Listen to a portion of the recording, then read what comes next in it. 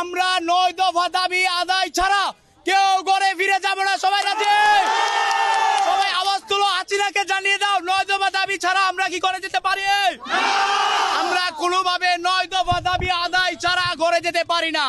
আজকে আমরা আমাদের যৌক্তিক দাবি 9 দফা দাবি নিয়ে রাজপথে দীর্ঘদিন যাবৎ আন্দোলন সংগ্রাম চালিয়ে যাচ্ছি এবং আমাদের অসংখ্য ভাই বোন এবং অনেকে নির্যাতিত নিপীড়িত মৃত্যুবরণ করেছেন।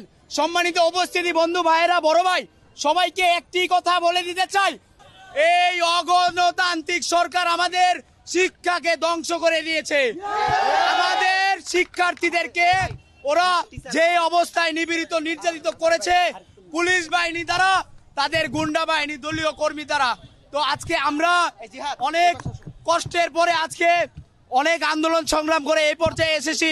ইনশাল্লাহ আমাদের দাবি আদায় ছাড়া আমরা ঘরে যাব না। আপনারা সবাই জানেন আমরা আজকে